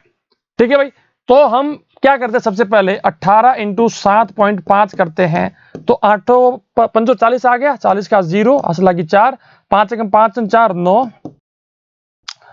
8 7 56, 7 7 49 856, ठीक है, 56 का 6 असला की 5 एंड 7 एकम 7 5 12, तो 0 15 का 5 असला की 1 3 1 और पॉइंट यहां पर लग गया, 135 अपना उत्तर आना चाहिए, 135 स्क्वायर मीटर। ठीक है, अब यहां पर दो है, एक है क्यूबिक मीटर, घन सेंटीमीटर, भाई साहब घन सेंटीमीटर नहीं आएगा, घन सेंटीमीटर आता है आयतन के अंदर, वॉल्यूम जब निकालते ना, लेकिन हम यहां पर क्षेत्रफल निकाल रहे हैं, क्षेत्रफल में हमेशा स्क्वायर मीटर या सेंटीमीटर आता है, वर्ग मीटर या सेंटीमीटर आता है, जो कि अपना ऑप्शन नंबर ए बिल्कुल सही है। चलिए हम लोग बात करते हैं 27वें प्रश्न के बारे में। क्या कहता है आज का हमारा 27वां प्रश्न, इस श्रृंखला का नेक्स्ट स्टेप क्या होगा। देखिए क्या हो रहा है, 5 इंटू में 2, उसमें से अपन लोगों ने 1 को माइनस किया, तो क्या आ गया, 9 आ गया। ठीक है, 5 को 2 से गुणा किया, माइनस 1 किया, 9 आ गया, फिर 9 को 2 से गुणा किया, 2 माइनस किया, तो 9 दूने 18 में से 2 गए 16। ठीक है, इसी प्रकार से 16 को 2 से गुणा किया, 3 माइनस किया, तो 16 दूने 32 और उसमें से गया 3, 29 रह गया। ठीक है भाई साहब, तो नेक्स्ट क्या होगा, 29 को 2 से मल्टीप्लाई कीजिए और 4 माइनस कीजिए, तो क्या आएगा, यहां पर आएगा 58 में से 4 गया, 54 आ गया। अब ऐसा 54 को भी अपन लोग क्या करते हैं, 2 से गुणा करते हैं, उसमें से देखिए 1 2 3 4 आ गया, तो अब हम 5 माइनस करते हैं, तो सब क्या आएगा, 108 में से 5 गया, मतलब कि 103 अपना उत्तर आना चाहिए, जो कि ऑप्शन नंबर सी के अंदर बिल्कुल मैच कर रहा है। चलिए हम लोग बात करते हैं 28वें प्रश्न के बारे में। 412 गुना 62 क्या होगा, मतलब कि दोनों को गुणा करना है, मल्टीप्लाई करना है। ये क्वेश्चन, ऐसे क्वेश्चन भी बहुत बार पूछे जा चुके हैं वैसे, है ना। चलिए गुणा करते हैं, 2 दूने 4, 2 4 दूने 8, 6 दूने 12, 6 कम 6 1 7, 6 चौक 24। ठीक है भाई, 4 4 15 का 5 लगी 1 5 2 25 544, मतलब कि डी अपना एकदम सही उत्तर हो जाता है। चलिए हम लोग बात करते हैं आज के हमारे 29वें प्रश्न के बारे में। 8 12 16 30 का लसप क्या होगा, एलसीएम क्या होगा। देखिए भाई साहब, 8 12 16 और 30 का हमें एलसीएम निकालना है। 2 का भाग दिया 4 आ गया, 6 आ गया, 8 आ गया, 15 आ गया, 2 का भाग दिया 2 आ गया, 3 आ गया, 4 आ गया, 15 आ गया। ठीक है भाई साहब, 2 का भाग दिया 1 आ गया, 3 आ गया, 2 आ गया, 15 आ गया। ठीक है भाई साहब, 2 का भाग दिया 1 आया, 3 आया, 1 आया, 15 आ गया। 3 का भाग दिया 1 1 1 5 आ गया, और 5 का भाग दिया 5 या 15, 15 दूने 30, 30 दूने 60, 60 दूने 120, 120 दूने 120 को 2 से गुणा करते हो तो 240 अपना एलसीएम आना चाहिए, जो कि सी अपना एकदम सही से मैच कर जाता है। बेटा समझ में आया क्या। चलिए हम लोग बात करते हैं 30वें प्रश्न के बारे में। 1200 को राहुल और नामान के बीच में 2:3 में बांटिए, राहुल को कितनी राशि प्राप्त होगी। ठीक है भाई साहब, 1200 रुपए है, 2x और 3x कुल मिलाकर है 1200 रुपए। ये आपको समझ में आ गया क्यों हुआ ये, क्योंकि ये रेशियो में दिया गया है, एंड रेशियो को जब खोलते हैं हम लोग तो उसके पीछे x y z कुछ भी मान लीजिए। ठीक है भाई साहब, अब इनका कुल मिलाकर पैसा हो रहा है 1200 रुपए, तो भाई साहब मैंने दोनों का पैसा जोड़ दिया, 1200 रुपए लिख दिया। सो 5x बराबर हो गया 1200 रुपए, सो x बराबर हो गया 1200 बट्टा में 5। ओके, मतलब कि क्या हो गया, 1200 इंटू में 100 बट्टा में 5, जब 100 के अंदर 5 का भाग देते तो 20 आता है, सो 12 इंटू में 20 आ गया, 12 दूने 24 होता है, 240 रुपए, मतलब कि ये जो x है इसका मतलब हो गया 240। लेकिन मुझे क्या पूछ रहा है, कि राहुल के पास कितना है भाई साहब, राहुल के पास है 2x, ठीक है भाई साहब, कितना है 2x है। अब भाई साहब अगर ये जो x है इसका मान 240 है तो 2x का मान हो गया 480 रुपए। तो भाई साहब 480 मतलब कि बी अपना एकदम सही उत्तर हो जाएगा। चलिए बात करते हैं आज के हमारे नेक्स्ट 31वें प्रश्न के बारे में। इसका मान क्या होगा, इसका वैल्यू क्या होगा, ये अपने से पूछा गया है। 12.40 के अंदर 4 का भाग दो, 12.40 के अंदर 0.4 का भाग दो और ये कितने के इक्वल होगा, ये अपने से पूछा गया है। चलिए हम लोग इसको सॉल्व करते हैं। 12.40 है ना, अभी इसका कोई शॉर्टकट है तो मैं आपको पहले वो बताता हूं। चलिए इसका शॉर्टकट बताते हैं, ठीक है। 12.40 को कॉमन निकाल लीजिए, पीछे क्या बच गया, 1/4 और 1/0.4, ठीक है। अभी मैं क्या करता हूं, 12.40 यहां आ गया, एलसीएम इनका निकालेंगे नहीं निकालेंगे कोई बड़ी बात नहीं है। हम लोग क्या करते हैं, इस पॉइंट को खिसकाकर यहां ले लेते हैं तो यहां पर एक 0 आ जाएगा, ठीक है भाई साहब। ये आपको समझ में आ चुका होगा कि अगर इस प्रकार से दिया हुआ है तो मैं इसको 10/4 लिख सकता हूं, ठीक है भाई साहब। इसको मैं 10/4 भी लिख सकता हूं, बात वो की वो रह जाएगी, ठीक है भाई। चलिए तो मैं यहां पर लिख देता हूं 10/4, ये आपको आ गया समझ में। चलिए अब जब मैं इनको जोड़ता हूं तो क्या आएगा, 11/4, ठीक है, 11/4 ये आ गया, ठीक है। अब हम लोग इसको सॉल्व करते हैं, सबसे पहले इसको मल्टीप्लाई करते हैं तो 11 चौक 44, ठीक है, 11 चौक 44 का 4 असल लगी 4, 11 दूने 22 और 4 26 का 6 असल लगी 2, 11 एकम 11 और 2 13, ठीक है। सो 136.4 ये आ गया, उसके अंदर हमें 4 का भाग देना है। चलिए 136.4 के अंदर 4 का भाग देते हैं, 4 एकम 4, 4 तिया 12, ठीक है भाई साहब, पीछे एक बच गया, 4 चौक 16, ठीक है, 4 लगाया, 4 एकम 4, ठीक है भाई। तो 34.1 समथिंग आता है। अगर ठीक है पूरा सॉल्व अगर नहीं करना है तो भी अपन लोगों को, अच्छा डेसिमल में नहीं दिया गया इन लोगों ने, तो डेसिमल में नहीं दिया है तो कोई बात नहीं, हम लोग उसी हिसाब से इसको सॉल्व कर सकते हैं। देखता हूं मैं इसको, ठीक है, वापस करते हैं इसको। अगर उसी हिसाब से सॉल्व करना है तो क्या करेंगे, 12.40 तो बाहर आ गया, अंदर क्या बच गया बेटा, अंदर बच गया मेरे पास 1.04, एक तो बच गया 4 और एक 0.4, ठीक है। सो 1/4 प्लस 1/04 ये बच गया। अब 12.40 यहां पर देखिए मैंने क्या कहा, इसको अपन लोग 10 कर लेते हैं, पॉइंट उठाकर यहां ले आते हैं तो क्या बच गया, 1/4 और 10/4, ठीक है भाई साहब, ये अपना पीछे बच चुका है। अब हम लोग क्या करते हैं, हम लोग यहां पर क्या करते हैं, 12.40 इंटू में 11/4। अब ऐसा मुझे सिंपल सा उत्तर निकालना है ना, इसके लिए मैं क्या करता हूं, इनको सीधा गुणा कर देता हूं, भाग में बाद में दूंगा। चलिए तो 11 चौक 44, 44 का 4 असल लगी 4, एंड 11 दूने 22 और 4 26, 26 का 6 हासिल लगी 2, ठीक है, 26 का 6 हासिल लगी 2, एंड 11 और 2 13, ठीक है, 136.4 एंड बट्टा में आ जाएगा मेरे पास 4, ठीक है, 136.4 बट्टा में आ जाएगा 4। लेकिन अभी मेरे यहां पर कोई भी ऑप्शन मैच नहीं कर रहा है ना भाई, मैच नहीं कर रहा है, तो मैं क्या करता हूं, इनको किसी से मल्टीप्लाई करता हूं, क्योंकि मुझे पीछे 1 चाहिए ना भाई, तो 1 तो निकाल नहीं पाऊंगा मैं, क्योंकि 4 को किससे मल्टीप्लाई करो कि पीछे 1 आ जाए। इसमें क्या कर सकते हैं, 36, ओके एक चीज करते हैं, 2.5 से मल्टीप्लाई करते हैं इसको, 2.5 से, है ना। इसको क्या कीजिए आप 2.5 से मल्टीप्लाई कीजिए ऊपर नीचे, ठीक है। जब 2.5 से ये मल्टीप्लाई होगा तो नीचे आ जाएगा 10, ठीक है, नीचे आ जाएगा 10, एंड जब इससे मल्टीप्लाई होगा तो 136.4 इंटू में 25 आप कर दीजिए, तो 5 चौक 20 आ गया, ठीक है, एंड 6 पंजे की 30 और 2 32, 5 या 15 और 3 18, 5 एकम 5 और 1 6, ठीक है, 4 दूने 8, 6 चौक 24, 3 दूने 6 और 2 8, 2 एकम 2, ठीक है।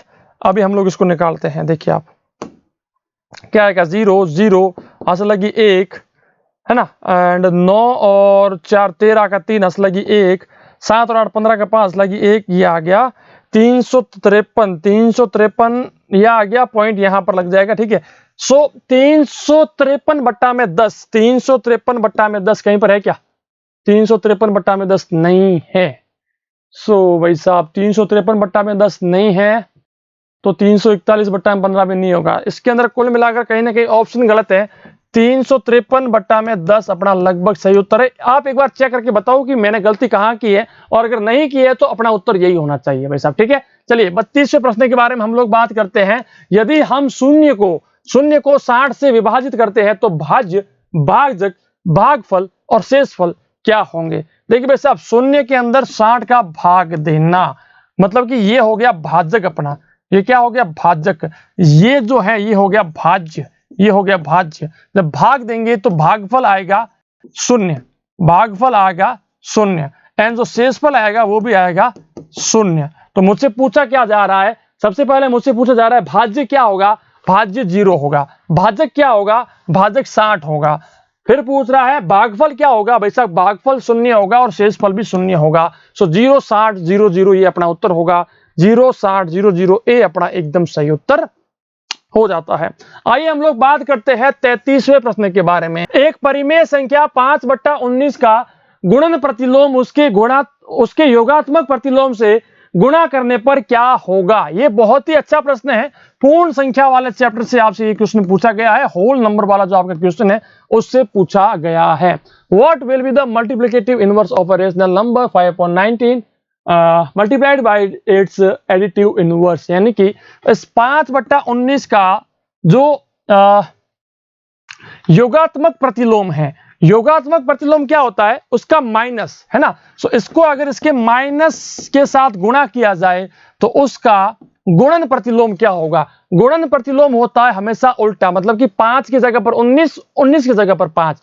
अब ऐसा सबसे पहले तो आप ये निकालो, ये आएगा -25 बट्टा में 19 को 19 से गुणा करते हैं तो क्या आता है भाई, 9 81 आता है ना। चलिए 19 इंटू में 19 क्या आता है, 19 नम आता है 171।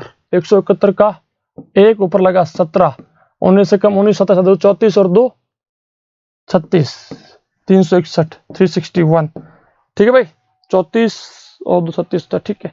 सो अब इसका मुझे उल्टा निकालना है, तो वैसे क्या होगा 361 बट्टा में 25, वो भी माइनस का आएगा, जो कि अपना उत्तर है ए एकदम सही उत्तर हो जाता है। चलिए हम लोग बात करते हैं 34वें प्रश्न के बारे में। 34वां प्रश्न क्या कहता है, दो संख्याओं के बीच का अंतर 5 है और उनके वर्गों के बीच का अंतर 65 है, तो दो संख्याओं में से बड़ी संख्या कौन सी है। भाई साहब मान लीजिए एक संख्या x है तो दूसरी संख्या होगी x के अंदर 5 को जोड़ दीजिए, क्योंकि दोनों के बीच का जो अंतर है वो है 5 का। अब मान लीजिए मैं x + 5 में से इसको माइनस करता हूं तो मुझे फिर से 5 मिल जाएगा, मतलब कि दोनों के बीच का जो अंतर है वो 5 है। दूसरी कंडीशन ये कह रहा है कि उनके बीच के वर्गों का अंतर है 65। भाई साहब कहने का मतलब क्या है, x + 5 का वर्ग - x का वर्ग, मेरे पास 65 मिलना चाहिए। ठीक है भाई साहब। चलिए अब देखिए ये क्या आ गया, a + b का होल स्क्वायर क्या होता है भाई साहब, a² + 2ab प्लस में b² होता है। ठीक है भाई साहब, तो मैं यहाँ पर क्या करता हूँ, x का वर्ग + 2 इंटू ये आ गया ना, सो 10x + 5 25 माइनस का x² इज इक्वल टू 65 मुझे मिलना चाहिए। अब x² से x² यहाँ पर कैंसिल हो गया, सो 10x + 25 बराबर में आ गया 65। ठीक है भाई, सो 10x बराबर में आ गया 65 में से 25 गया, सो 10x बराबर में मेरे पास क्या आ गया, 40 आ गया। सो x बराबर मेरे पास 4 आ गया। तो भाई साहब ये जो x है ये अगर मेरे पास क्या है भाई 4 है, मतलब कि छोटी संख्या ये थी। अब इससे बड़ी संख्या कौन सी होगी, 4 के साथ 5 को जोड़ दो, मतलब कि 9 हमारा सही उत्तर होगा। बड़ी संख्या हमसे पूछी गई है, ए अपना एकदम सही उत्तर हो जाता है। चलिए हम लोग बात करते हैं 35वें प्रश्न के बारे में। एक वस्तु को 20% हानि पर बेचा गया जिसका विक्रय मूल्य 240 रुपए था, उसी वस्तु पर 20% लाभ पर विक्रय मूल्य ज्ञात कीजिए। मतलब कि एक वस्तु को बेचने के बाद 20% की हानि होती है जिसका विक्रय मूल्य 240 रुपए था। मतलब कि उस वस्तु को 240 रुपए में बेचने पर 240 रुपए में बेचने पर मुझे 20% की हानि होती है। अब उसी वस्तु के ऊपर मुझे 20% का लाभ चाहिए, तो मुझे उस वस्तु को कितने रुपए में बेचना चाहिए। चलिए अब ये 240 रुपए में मैंने जो बेचा है, मतलब कि मान लीजिए 100 रुपए में मैंने उसको खरीदा था, ठीक है 100% में मैंने खरीदा था। अब 20% का लॉस हो गया, मतलब कि 80% के ऊपर मैंने उसको बेच दिया। अब 80% बराबर हो गया मेरा 240, लेकिन अब मुझे चाहिए 20% का प्रॉफिट, मतलब कि 100% में खरीदा, 20% का प्रॉफिट, 120% मुझे चाहिए। तो भाई साहब अब आप सोचिए कि अगर 80% बराबर 240 है तो 1% बराबर आ गया 240 बटा में 80। अगर 1% बराबर इतना है तो 120% बराबर कितना होगा, 240 बटा में 80 इंटू में अपने को 120 निकाल लेना है। ओके, चलिए 0 से 0 कैंसिल, 8 या 24 एंड 12 या 36, 360 है ना भाई, क्या आएगा 360 रुपए में आप अगर उसको बेचते हैं तो आपको 20% का प्रॉफिट हो जाएगा। चलिए हम लोग बात करते हैं आज के हमारे 36वें प्रश्न के बारे में, जिसका हमें क्या करना है, सिंप्लीफिकेशन निकालना है। इस चीज का सिंप्लीफिकेशन मतलब कि सरलीकरण, फ्रैक्शनल फॉर्म होगा, ठीक है, फ्रैक्शनल फॉर्म इसकी क्या होगी वो अपने से पूछी गई है। 281 का वर्गमूल क्या होता है, 17 मेरे ख्याल से, है ना, 7 7 49, 7 एकम 7 4 11 एंड 7 एकम 7 1 9 289, ठीक है 17 होता है, ठीक है। लेकिन अभी आप है ना क्या कीजिए यहां पर कि अंडर रूट में है, जैसा है वैसा रहने दो, कोई बात नहीं। इस पॉइंट को उठाकर यहां लाओ तो ये पॉइंट यहां आ जाएगा, इस पॉइंट को उठाकर यहां लाए तो ये पॉइंट यहां आ जाएगा, इस पॉइंट को उठाकर यहां लाए तो ये पॉइंट यहां पर आ जाएगा। कुल मिलाकर क्या हो गया 289 अपॉन में 1.21 हमें मिल गया। चलिए भाई साहब अब हम लोग क्या करते हैं, इसको और आगे सॉल्व करते हैं। इस पॉइंट को उठाकर यहां लाएंगे तो इसके आगे एक जीरो आ जाएगा, इस पॉइंट को उठाकर यहां लाएंगे तो एक जीरो और आ जाएगा। सो 289 अपॉन में 121, इसका हमें अंडर रूट निकालना है। भले ये लिखो दोनों की बात सेम है। 289 जो है इसका वर्गमूल है 17 एंड पीछे इसके क्या है 100 है, 100 का वर्गमूल है 10, क्या है 10 एंड नीचे क्या है 121 का वर्गमूल है 11। सो भाई साहब क्या आ गया 170 बट्टा में 11 अपना उत्तर आना चाहिए, जो कि बी एकदम मैच कर रहा है। जिस किसी को समझ में नहीं आया जल्दी से कमेंट सेक्शन में लिख के बता दो भाई। चलिए 37वें प्रश्न के बारे में बात करते हैं। यदि एक आयताकार खेत का क्षेत्रफल 200 वर्ग मीटर है और लंबाई उसकी 50 मीटर है और मूल चौड़ाई में 2 मीटर की वृद्धि होती है तो नया क्षेत्रफल क्या होगा। मतलब कि उसकी चौड़ाई के अंदर 2 मीटर हम लोग और जोड़ देते हैं तो नया क्षेत्रफल, नया उसका जो है एरिया क्या होगा वो अपने से पूछा गया है। चलिए वर्तमान उसका क्षेत्रफल कितना है 200 मीटर वर्ग और उसकी लंबाई है 50 मीटर, ठीक है। देखिए वर्ग का सॉरी ये जो है रेक्टेंगल, इसका क्षेत्रफल होता है लंबाई इंटू चौड़ाई, ठीक है, लंबाई इंटू चौड़ाई। अब ऐसा उसका क्षेत्रफल मुझे दिया गया है 200 मीटर स्क्वायर, लंबाई मुझे दी गई है 50 मीटर, चौड़ाई मुझे पता नहीं है, तो चौड़ाई बराबर क्या हो जाएगा 200 वर्ग मीटर के अंदर 50 का भाग दे दो, मतलब कि 0 से 0 कट गया 4 मीटर हो गई उसकी चौड़ाई। अब ये कह रहा है कि उसकी चौड़ाई के अंदर 2 और जोड़ देते हैं तो भाई साहब 6 मीटर की चौड़ाई हो गई। अब इसका नया क्षेत्रफल क्या होगा, लंबाई के साथ तो कुछ छेड़छाड़ हुई नहीं है, तो 6 इंटू 50 6 बन जाएगी 30, 300 मीटर स्क्वायर बी अपना एकदम सही उत्तर आ जाएगा। चलिए हम लोग बात करते हैं आज के हमारे 38 नंबर क्वेश्चन के बारे में। यदि किसी संख्या के 2/5 भाग का 3/4 174 है तो वो संख्या कौन सी है। चलिए 2/5 का 3/4 भाग अगर 174 है तो 174 है तो वो संख्या क्या होगी।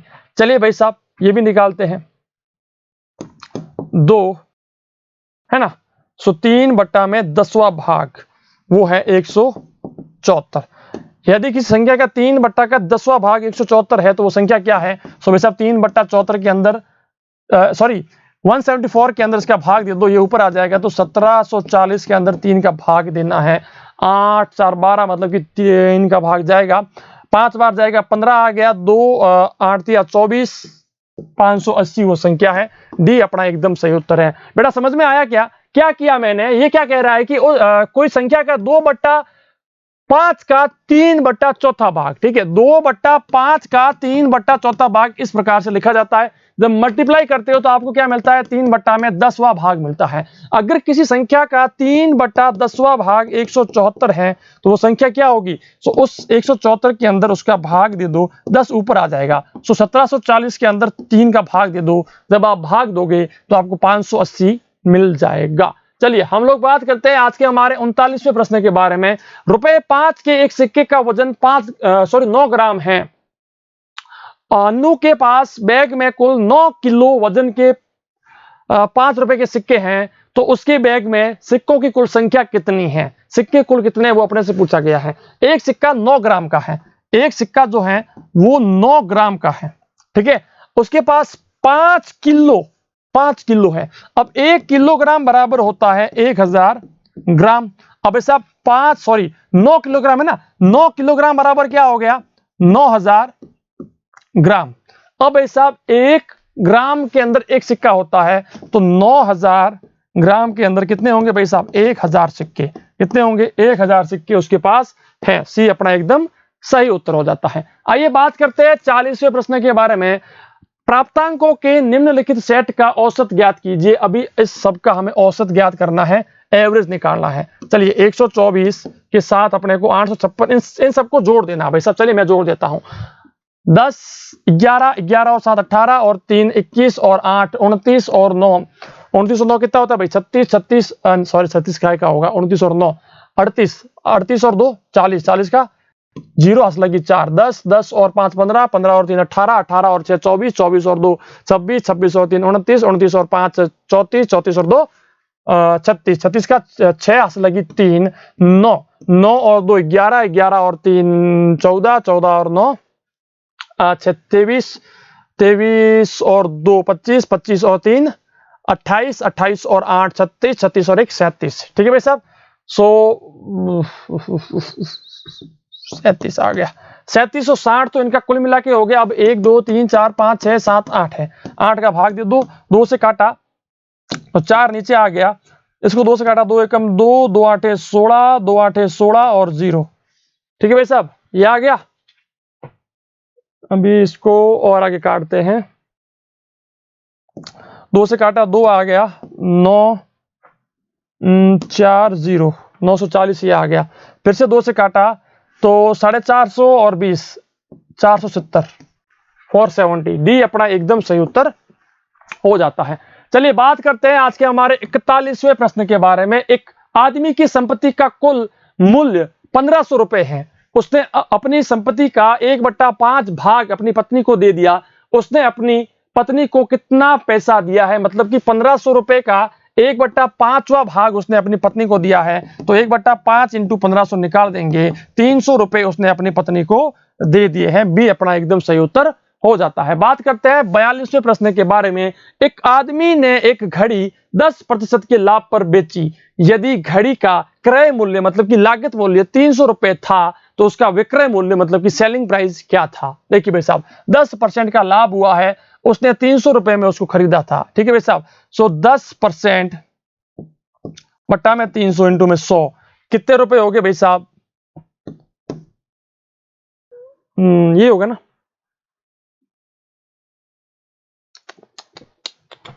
ऐसे नहीं। एक आदमी ने एक घड़ी को 10% के लाभ के ऊपर बेचा यदि उसने 300 रुपए में खरीदा था। ठीक है। सो 300 रुपए का 10% क्या होगा? अभी थोड़ी गलती हो रही थी ना। चलिए 30 रुपए। अब उसको 30 रुपए का तो लाभ हो गया एंड 330 रुपए में उसने उसको बेचा है। मतलब कि बी अपना एकदम सही उत्तर हो जाता है। चलिए भाई बात करते हैं 43वें प्रश्न के बारे में, 43rd नंबर क्वेश्चन के बारे में। 700 रुपए का 4% प्रति वर्ष की दर से 3 वर्ष का साधारण ब्याज। ब्याज क्या कहता है? मूलधन गुणा समय गुणा में दर बटा में 100 आ जाएगा। मूलधन कितना है भाई साहब? 700 रुपए। समय कितना है मेरे पास? 3 वर्ष। दर है मेरे पास 4 बटा में आ जाएगा 100। 0 से 0 कैंसिल। 7 या 21 इंटू 4 4 एकम 4 4 दूने 8 84 84 रुपए का उसको ब्याज मिल गया। चलिए भाई साहब बात करते हैं 44वें प्रश्न के बारे में। 2/3 और 3/4 का लघुत्तम समापवर्तक एलसीएम क्या होगा? जब भी आप किसी फ्रैक्शन मतलब कि भिन्न संख्या का एलसीएम मतलब कि लसअप निकालते हैं, तो देखिए 2/3 है और 3/4 है। तो ऊपर वाले जो ये यहाँ पर दिए हुए संख्याएं, सबसे पहले इनका आप निकालिए एलसीएम। इनका एलसीएम आ जाएगा 6। इनका निकालिए आप एचसीएफ। एचसीएफ आ गया 1। तो कुल मिलाकर 6 अपना उत्तर आ गया। डी एकदम सही उत्तर हो गया। 6 के अंदर 1 का भाग दे दिया। चलिए हम लोग बात करते हैं 45वें प्रश्न के बारे में। 20 मानों का औसत 18 है। यदि प्रत्येक मान में से 3 घटा दिया जाए तो नया औसत क्या होगा? बहुत ही अच्छा प्रश्न है। देखिए 20 मान है, 20 वैल्यूज है, उनका एवरेज 18 है। यदि हर किसी में से 3 घटा दिया जाए, हर किसी में से अगर हम लोग घटा रहे हैं तो उसका औसत भी 3 से घट जाएगा, मतलब कि 15 हो जाएगा। बी अपना एकदम सही उत्तर है। चलिए बात करते हैं 46वें प्रश्न के बारे में। एक वार्षिक परीक्षा में हरीश ने 675 में से 421 अंक प्राप्त किए। वार्षिक परीक्षा में उसका अनुमानित प्रतिशत क्या है? लगभग अप्रोक्सीमेट अपने से परसेंटेज उसका पूछा गया है। तो साहब 421 अंक उसे प्राप्त हुए हैं 675 में से। 675 में से 421 100 से मल्टीप्लाई कीजिए तो क्या आएगा बेटा? इसको आप लोग सबसे पहले क्या कीजिए, 5 से काटिए। 20 आ गया, 5 से काटा, 5 एकम 5, 5 या 15, ठीक है, 5 या 15, 5 सम 25, 135 आ गया। फिर से 5 से काटा, 4 आ गया, 5 से काटा, 5 दूनी 10 एंड 7 तो 35, 27 आ गया। ठीक है भाई साहब, तो 421 इंटू में 4 बट्टा में 27 आ गया। अब 4 एकम 4 आता है, 4 दूनी 8 आता है, 4 चौक 16 आता है। 1684 के अंदर 27 का आप लोग भाग दे दीजिए। तो 27 को 2 3 3 3 9, 3 चौक 12, 3 9 15, 5 बार है ना, 5 बार आप इससे कीजिए तो भाई साहब लगभग 56% अपना ए एकदम सही उत्तर आ जाएगा। आप भले चेक कर दीजिए, ए अपना एकदम सही उत्तर आएगा। क्योंकि मैंने है ना इसको कैसे निकाला है, देखिए आप जब 27 को आप 5 से गुणा करते हो ना तो 7 तो 35 आता है एंड 5 दूनी 10 और 3 13, 135 आता है। ठीक है, लगभग तो 135 से जब आप 27 और जोड़ोगे तो ये तो ऊपर जाएगा ही जाएगा, श्योर है। जाएगा क्या? नहीं जाएगा भाई, तो 6 ये गलत है भाई साहब, है ना, 6 आएगा क्योंकि हम 27 को 6 से गुणा करते हैं। 27 को 6 से गुणा कीजिए, 7 अंक 42, ठीक है, 6 दूने 12 और 2 सॉरी 4 16, 162 आ रहा है। ठीक है, तो यहाँ पर 162 हम लोग लिख सकते हैं, 6 का भाग जाएगा तो पीछे बच गया अपने पास 6 और 4। ठीक है, अब अपने पास लगभग 2 बार भाग जाएगा तो 62% लगभग है, 62% होगा भाई साहब डी। मेरे जैसे यहाँ पर है जल्दबाजी मत कर लेना, एक बार थोड़ा चेक कर लेना। ठीक है भाई, चलिए 47वें प्रश्न की बात करते हैं। यदि किसी संख्या के वर्ग में 41 वर्ग, देखिए ये क्या है, 41 का वर्ग है, ठीक है, जोड़ दिया जाए तो प्राप्त उत्तर 7457 है। वह संख्या क्या है? देखिए एक संख्या का वर्ग है, उसके अंदर 41 का वर्ग हमने जोड़ दिया तो जो हमें मिल रहा है वो मिलेगा 7457। तो अब ये पूछ रहा है कि वो संख्या क्या होगी। तो भाई साहब x का वर्ग और अब 41 को 41 से गुणा कर दीजिए। भाई साहब 41 को 41 से गुणा किया, 1 4, एक सेकंड, 41 को 41 से गुणा करना है ना, 1 4 4 16, 1 8 6 1 1681। ठीक है भाई, 1681 इज इक्वल टू क्या आएगा? 7457। ठीक है भाई साहब, अब x का स्क्वायर क्या हो जाएगा? 7457 में से 1681 को घटा दीजिए। अब जो आपके पास चीज मिलेगी उसका आपको वर्गमूल निकाल देना है, स्क्वायर रूट निकाल देना है। भाई साहब क्या उत्तर आएगा जल्दी से बता दो। 7457 में से 1681 को घटा दीजिए और उसका वर्गमूल निकाल लीजिए। जल्दी से कमेंट सेक्शन में इन चारों में से कौन सा उत्तर होगा, जल्दी से बताओ भाई। बात करते हैं 48वें प्रश्न के बारे में, 48 नंबर क्वेश्चन के बारे में। 30 आदमी एक काम को 16 दिन में पूरा कर सकते हैं, 8 आदमी उसी काम को कितने दिन में पूरा कर सकते हैं? भाई साहब इसके लिए आपको एक सारणी बनानी होती है, मैं आपको समझा चुका हूं ऑलरेडी। क्या होगा कि कितने आदमी हैं और कितने दिन हैं। 30 आदमी 16 दिन, तो 8 आदमी कितने दिन। रिवर्स हो जाएगा क्योंकि इनवर्सली प्रोपोर्शनल है, ये बढ़ेगा तो ये घटेगा। इस कारण से क्या होगा, 30 इंटू में 16 बट्टा में आ जाएगा 8, मतलब कि 8 दूने 16, 60 डेज के अंदर ये काम पूरा होगा, 60 दिन के अंदर ये कार्य पूरा हो जाएगा। बात करते हैं 49वें प्रश्न के बारे में, 49 नंबर क्वेश्चन के बारे में। एक कैंटीन को एक सप्ताह के लिए 798 केले की आवश्यकता होती है। जनवरी, फरवरी और मार्च 2008 के महीनों के लिए कुल कितने किलो की आवश्यकता होगी? 2008 जो है ये क्या है, एक लीप वर्ष है। क्या है, एक लीप वर्ष है। लीप वर्ष में क्या होता है, फरवरी के माह के अंदर 29 दिन होते हैं। क्या होते हैं भाई साहब, 29 दिन होते हैं। तो भाई साहब क्या हो गया, जनवरी के अंदर होते हैं 31, फरवरी के अंदर 29, मार्च के अंदर फिर से 31। ठीक है, तो कुल मिलाकर मैं अगर देखता हूं तो यहां पर हो गया मेरे पास 60 प्लस 31 मतलब कि 91 दिन, ठीक है, 91 डेज हो गया। उसको क्या है देखिए, एक सप्ताह के लिए, सप्ताह का मतलब क्या होता है 7 दिन। भाई साहब अगर 91 दिन है तो 7 का मैंने भाग दिया, 7 एकम 7, 7 या 21, 13 सप्ताह हो गए। एक सप्ताह के लिए उसको चाहिए 798 के लिए, तो अगर एक सप्ताह के लिए देखिए, एक सप्ताह के लिए उसको 798 चाहिए, तो 13 सप्ताह के लिए 13 इंटू 798 आप निकाल दीजिए। 8 या 24 का 4, ऊपर लग गया 2, 9 या 27, 27 और 2 29, ठीक है भाई, एंड 7 या 21 और 2 25। फिर से काट दीजिए इसको, एक से काटोगे तो 8, 9 और 7 आ जाएगा, 4, 8 2 16, 17 के साथ असला की 1 आ गया, ठीक है भाई।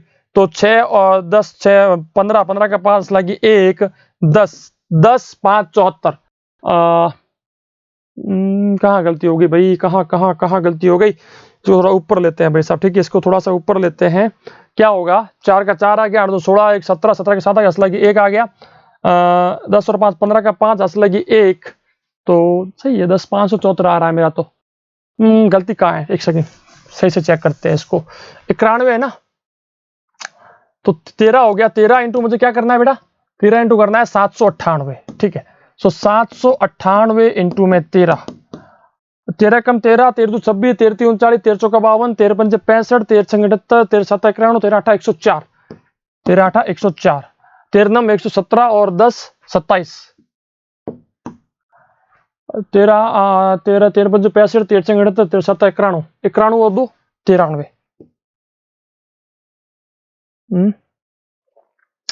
पता नहीं, 13 से मल्टीप्लाई मत कर तू भाई, गलती मत कर इधर। 8 या 24 आता है, 24 का 4, ऊपर लगा 2, 9 या 27 और 2 29, 7 या 21 और 2 23, 8 9 7, 4 8 और 8 16 और 1 17 है ना, असला की 1, ये आ गया अपना 13 का 3, असला की 1 और 10, ठीक है, 10,374 डी अपना एकदम सही उत्तर हो जाता है। अभी क्या है ना कि गर्मी बहुत ज्यादा हो चुकी है और मतलब सोच रहा हूं जल्दी से पूरा करो वीडियो को, इस कारण से थोड़ी गलती हो गई मेरी, ठीक है भाई। 50वें प्रश्न के बारे में बात करते हैं। एक व्यक्ति और उसके पुत्र की औसत आयु 16 वर्ष है, उनकी आयु का अनुपात 15:1 है, बेटे की उम्र क्या है। देखिए भाई साहब, 15x और 1x है ना, इसके अंदर 2 का भाग 2, तो मुझे 16 वर्ष मिलना चाहिए। ये अपने को प्रश्न में दिया गया है कि उनकी जो औसत उम्र है वो है 16 वर्ष। तो बेटा मान लीजिए उसके पिता की उम्र है 15x, बेटे की उम्र है x, 2 का भाग दिया, क्योंकि जब हम लोग औसत निकालते हैं तो राशियों का योग बटा राशियों की संख्या, राशियों का योग ये हो गया, राशियों की संख्या ये हो गई, तो कुल मिलाकर क्या आ गया, 16x बराबर 32 आ गया। सो x बराबर आ गया 2। ओके, अब ये क्या पूछ रहा है कि बेटे की उम्र क्या है भाई साहब, 2 साल है। सी अपना एकदम सही उत्तर हो जाता है। वीडियो आपको कैसा लगा, आपका स्कोर क्या बन रहा है, नीचे कमेंट सेक्शन में लिख के मुझे बताइए। सबसे बेस्ट क्वेश्चन आपको कौन सा लगा ये भी लिख के बताइए। नवोदय विद्यालय एंट्रेंस एग्जाम की घर बैठे प्रिपरेशन या फिर प्रैक्टिस करने के लिए हमारे ऐप को इंस्टॉल कीजिए, लिंक आपको डिस्क्रिप्शन में मिल जाएगा, या फिर गूगल प्ले स्टोर के ऊपर जाकर सर्च कर दीजिए ऑलराउंडर बीएसएस। साथ ही साथ यूट्यूब चैनल को सब्सक्राइब कीजिए, पास में आए बेल आइकन के ऊपर ऑल प्रेस कीजिए, वीडियो को लाइक कीजिए और अपने दोस्तों के साथ शेयर कीजिए। मैं मिलूंगा ऐसी किसी नेक्स्ट खास वीडियो में, तब तक के लिए जय हिंद, वंदे मातरम, जय भारत, धन्यवाद।